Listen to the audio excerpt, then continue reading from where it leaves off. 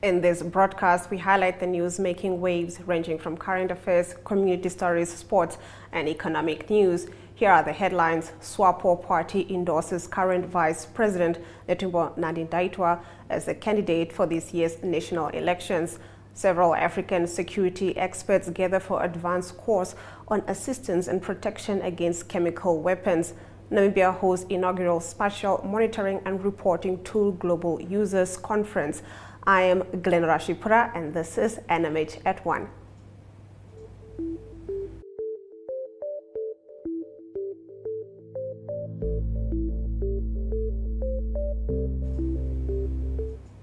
In our midday news update, the Ministry of Industrialization and Trade has brought together several African security experts for the advanced course on assistance and protection against chemical weapons for Anglophone states parties. The gathering will take place in Windhoek over 6 days starting today.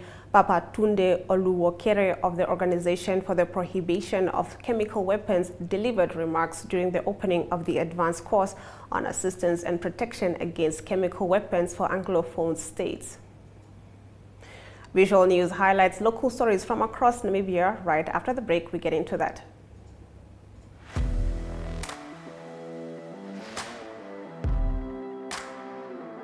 Hello and welcome to today's Sports Rep Show. I am your host, Jesse Jackson Kauraifa.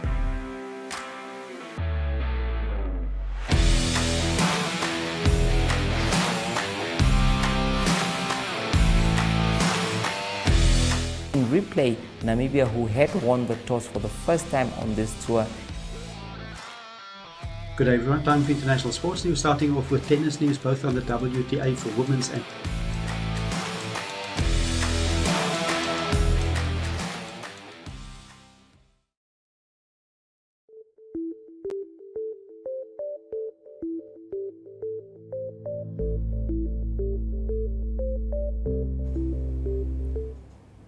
Getting into our visual news, Namibia is hosting the inaugural Spatial Monitoring and Reporting Tool Global Users Conference from the 10th to the 14th of March 2024 at the Mercure Hotel in Windhoek.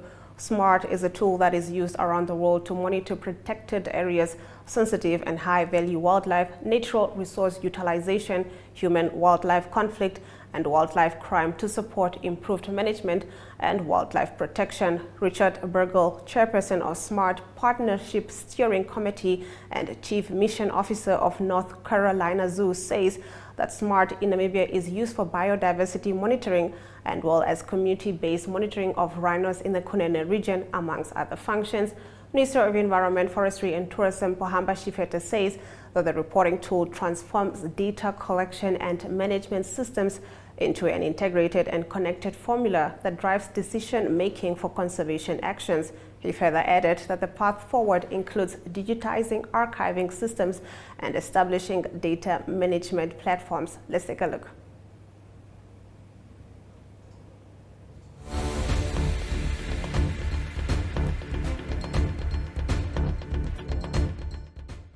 SMART empowers us to measure processes in one conservation, patrol efforts, invasive species, protected area infrastructure, even water conflict, among others.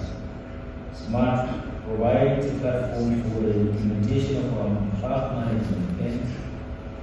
Through SMART, we can control threats for wildlife and their habitat, and secure threatened species survival.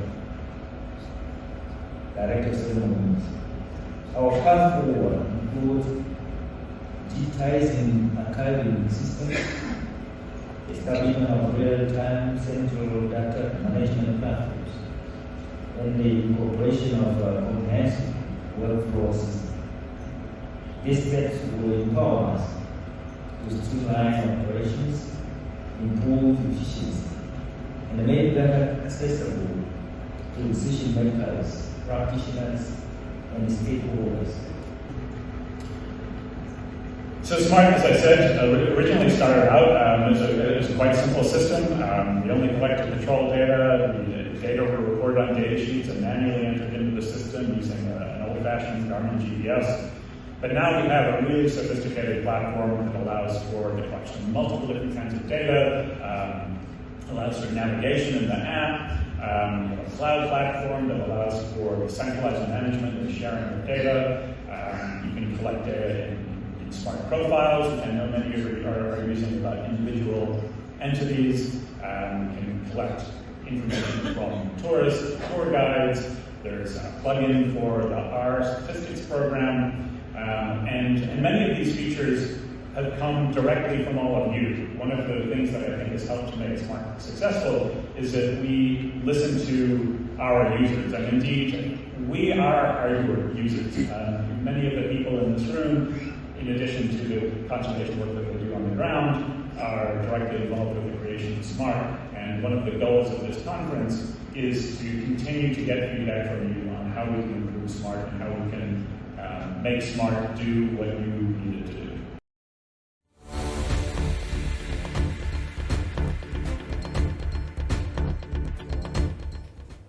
The Swapo Party will not hold a congress within 3 months of the death of President Hage Geingob and instead chose to endorse its current vice president. This and more stories in the Newspaper Review segment after the break. Hi Sonia. Hi Tufeni. What are you reading? I'm reading about the Child Care and Protection Act. In this pamphlet I got from school. What's that? It is Namibia's main law for the children and the issues affecting them.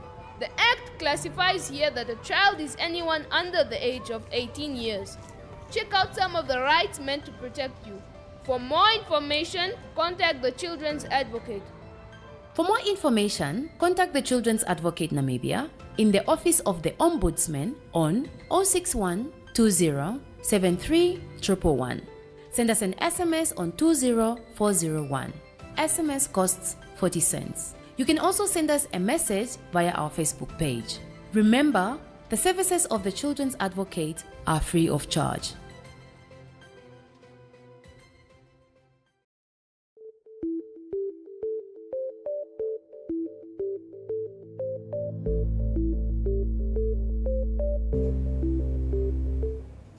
Starting off our newspaper review is the Namibian Sun's front page, which reports the Swapo Party will not hold a congress within 3 months of the death of President Hage Geingob and instead chose to endorse its current vice president, Netumbo Nandi-Ndaitwah, as a candidate for this year's national elections, reports Namibian Sun. Now, this follows a central committee meeting held over the weekend where Swapo veteran Pendukeni Ivulaitana moved that Nandi-Ndaitwah stand as the party's candidate. The party is now set to convene an extraordinary congress on the 19th of April 2025. A legal aid lawyer who made allegedly discriminatory remarks about Damara people on Twitter last April succeeded in a court case against the Justice Minister and Legal Aid Directorate on Friday. The court overruled Minister Yvonne Dowsep's decision to withdraw Eva Maria Nangolo Filimon's appointment as a legal aid representative pending further proceedings. Moving on to the Republicans' front page, Southern African nations that depend on trophy hunting revenues to boost their economy and enhance wildlife management efforts may face devastating impacts should a proposed bill to ban the import of hunting trophies into the United Kingdom be passed. An engagement was held in Botswana last week on the proposed ban. The hunting industry contributes about 4.5 billion pula, about $6.22 billion Namibian dollars, to Botswana's gross domestic product and directly employs about 3,000 people. This case has led to mistrust, economic instability, negative social consequences, and even death. This is what Walvis Bay's Mayor Trevino Forbes said on Thursday about the impact of the fish rod corruption scandal on the fishing industry. Republican reports that the mayor emphasized the need to combat corruption within this industry to ensure fairness, transparency, and sustainable growth. This follows after the Institute for Public Policy Research issued a report on Thursday entitled IPPR Calls for Compensation for Victims of the Fish Rod Scandal. In the report, 13 local fish workers give a human voice to the devastating impact of corruption by talking about their struggle to secure new jobs, maintain basic living standards, and meaningfully participate in social activities, the report says. Moving over to the Allgemeine Zeitung's front page, if the proposed bill to ban trophy imports into the UK is passed, it will likely have a devastating impact on Botswana as a hunting destination, reports. Now, in Southern Africa, there are fears of the possible domino effect in Europe that such a British ban could have. In Namibia, this step would threaten nationwide hunting, particularly the globally recognized CBNRM program. On the Allgemeine Zeitung's page 3, in Sumeb, citizens took to the streets to demonstrate against the quality of the water and the lack of responsibility for the financial chaos in the city administration. There had also been repeated warnings from the community after groundwater was allegedly contaminated by Dundee precious metals, uncontrolled smelting and processes. Now the melt has been sold. After the break, we continue with our newspaper review. Welcome to My.NA Cars, your ultimate destination for everything automotive. I am your host, Diana Master. Teamwork makes the dream work, right? Discover the latest models, innovative technologies, and expert insights from our passionate hosts. Learn essential maintenance tips and get exclusive behind-the-scenes access to the automotive industry. Don't miss My.NA Cars on NTV every Thursday at 2100 hours. Tune in and ignite your passion for automobiles.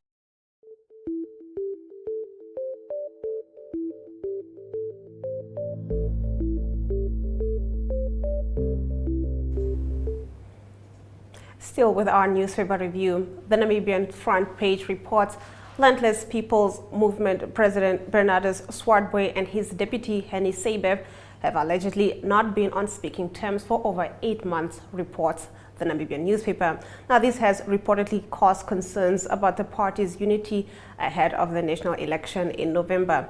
Firebrand politicians Swartboy and Seibeb founded the LPM in 2017 as a movement and registered it as a political party advocating social justice and equality for all on the 8th of February 2019. Moving on to the Namibian's page 3, Justice Minister Yvonne Dausep did not give legal aid lawyer Eva Maria Philemon a proper hearing before deciding in the wake of remarks Philemon has made about Damara people to withdraw her appointment as legal aid counsel in April last year, a Windhoek High Court judge has decided. Moving over to the New Era's front page, it reports that Swapo over the weekend agreed to honor its constitution by allowing Vice President Netumbo Nandi-Ndaitwah to act as the party's president until its extraordinary Congress is held in April 2025.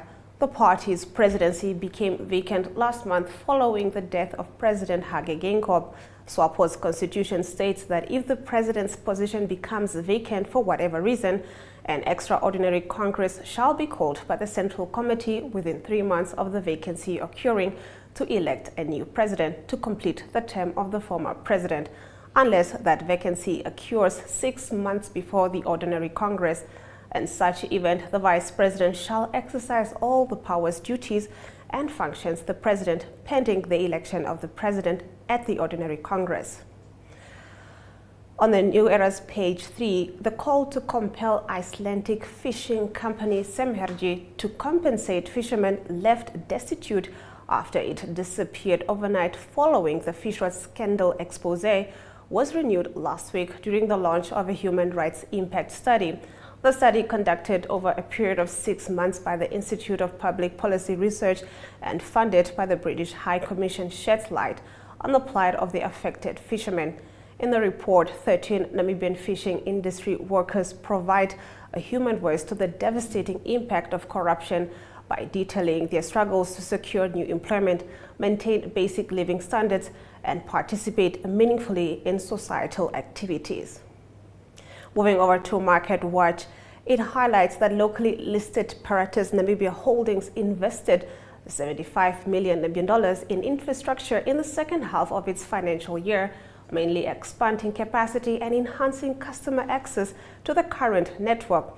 Although lower than the $123 million invested in the same half year of 2022, Party said its infrastructure investment aligned with its financial strategy for its 2023 financial year.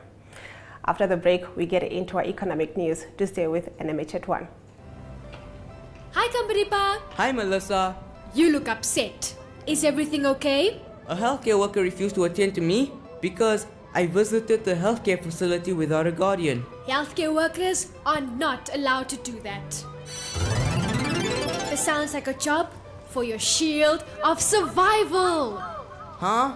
Your rights, they're your superpowers. Your shield of survival is your right to life, health, nutrition, shelter, and an adequate standard of living. For more information, contact the Children's Advocate Namibia in the Office of the Ombudsman on 061 20 73 111. Send us an SMS on 20401. SMS costs 40 cents. You can also send us a message via our Facebook page. Remember, the services of the Children's Advocate are free of charge.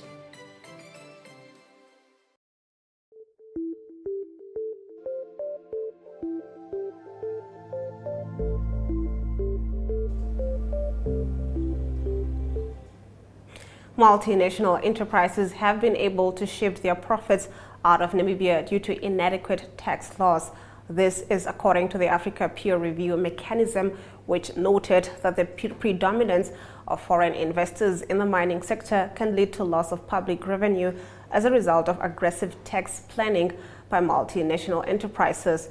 The findings are contained in the APRM's Country Review Mission Report for Namibia, which said risk of tax malpractices arise from a number of factors, including predominance of multinational enterprises, making taxation of the sector very challenging due to aggressive tax planning. Further, as is the case for most developing countries, Namibia lacks adequate laws and human and financial resources to apply international tax norms.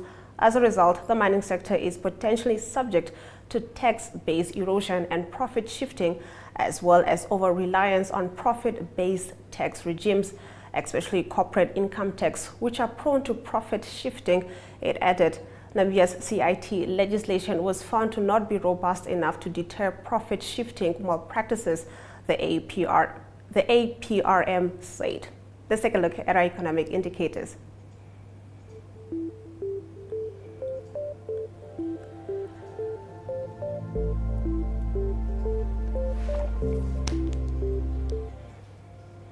The Namibian dollar trades against the British pound at 23.99, against the euro at 20.46, against the US dollar at 18.71.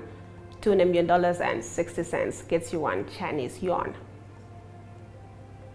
On the Namibia Stock Exchange, Namibian breweries went up at 0.03%. First Rand Namibia went down at 0.50%. Overall index went down at 0.05%, while local index went up at 0.12%. On the commodities market, gold went down, while platinum, copper, and Brent crude oil went up. Brent crude oil trading at 0.24%, going for $82.51 per barrel.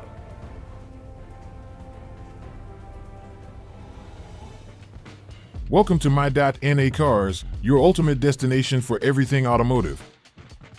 I am your host, Diana Master. Teamwork makes the dream work, right? Discover the latest models, innovative technologies, and expert insights from our passionate hosts. Learn essential maintenance tips and get exclusive behind-the-scenes access to the automotive industry. Don't miss My.NA Cars on NTV every Thursday at 2100 hours. Tune in and ignite your passion for automobiles.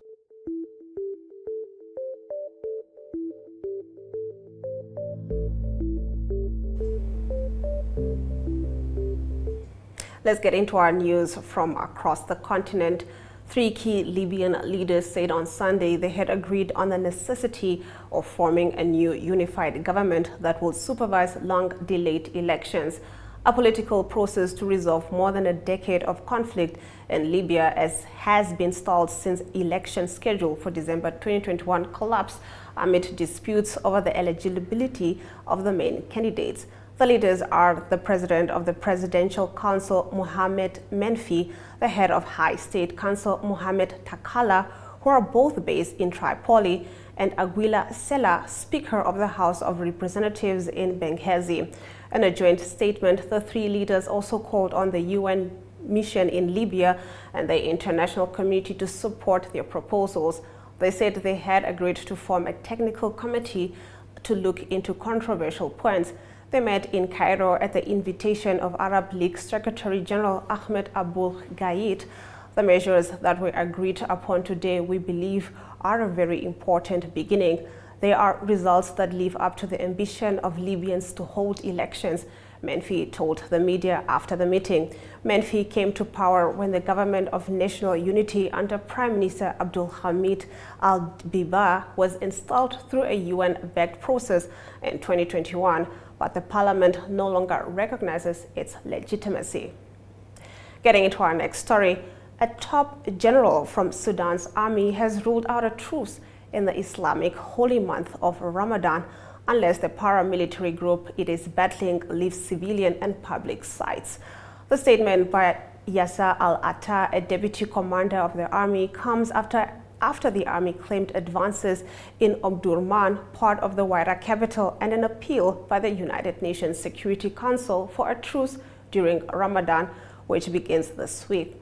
The paramilitary Rapid Support Forces said it welcomed the ceasefire call. Attah's statement, issued on the Army's official Telegram channel on Sunday and based on comments he made the previous day in Kassala State, said there could be no Ramadan ceasefire unless the RSF complied with a commitment made last May at Saudi and US-mediated talks in Jeddah to withdraw from civilian homes and public facilities. It also said there should be no role for Mohamed Hamadan Dagalo, the RSF leader commonly known as Hemdeti, or his family in Sudan's future politics or military. War between Sudan's army and the RSF erupted in mid-April 2023 amid tensions over a plan for transition to civilian rule. After the break, we take a look at our sports news.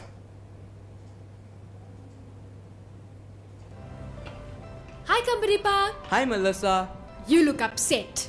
Is everything okay? A healthcare worker refused to attend to me because I visited the healthcare facility without a guardian. Healthcare workers are not allowed to do that.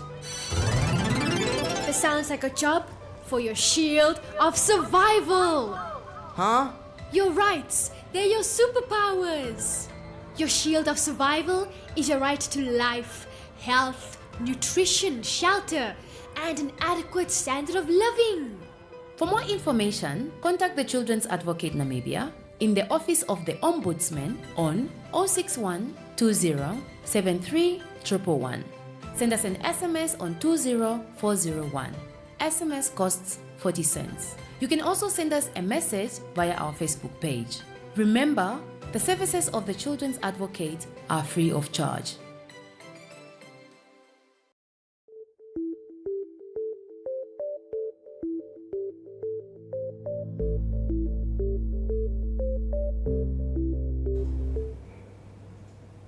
Getting into our local sports news, defending men's title holder Thomas Reinhold was crowned as the 2024 champion again, while Lavinia Haitope overcame the illustrious Helalia Johannes on her way to winning the women's 42-kilometer race at the Racing Marathon Championship in Swakopmund on Saturday.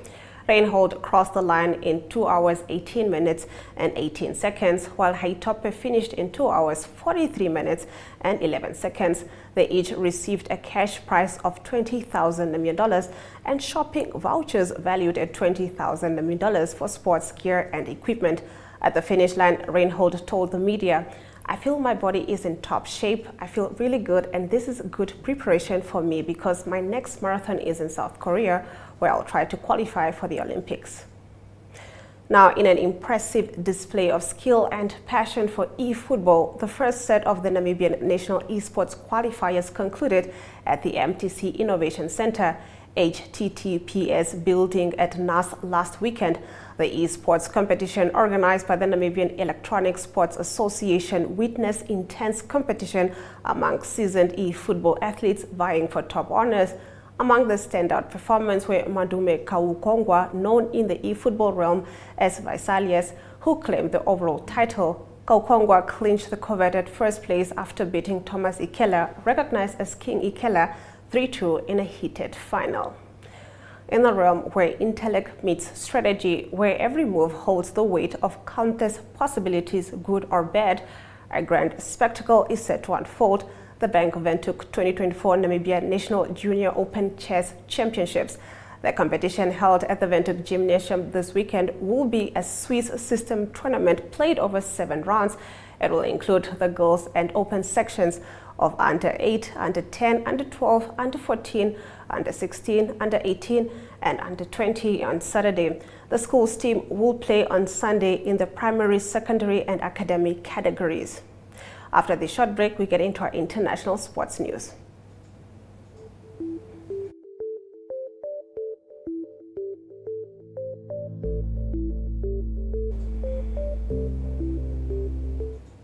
Now, Liverpool and Manchester City shared a pulsating 1-1 draw in their title showdown to leave Arsenal on top of the Premier League, while Tottenham routed Aston Villa 4-0 to reignite their bid for a top 4 finish on Sunday. City took the lead through John Stones' first half strike, but Alexis McAllister equalized with a penalty soon after the interval at Anfield.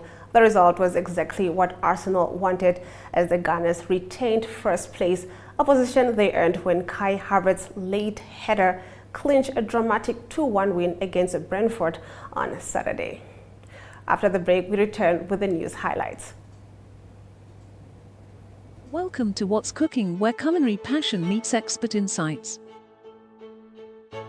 Somebody must really want to cook and want to cook good food.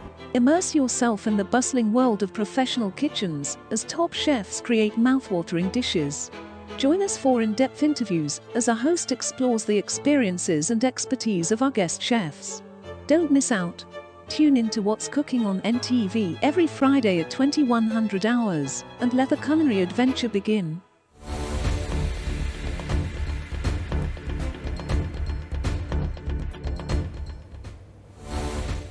Let's take a look at the highlights from today's broadcast.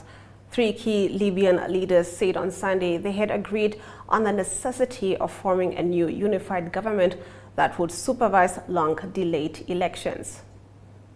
A U.S. Army intelligence analyst was arrested on Thursday for allegedly providing national defense information.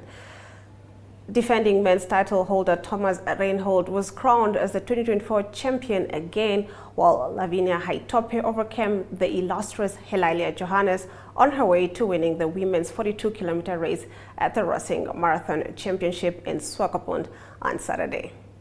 And those have been your highlights. Remember that NMH at 1 streams live every weekday at 1 p.m., sharing the latest news in Namibia and beyond. Happy Monday.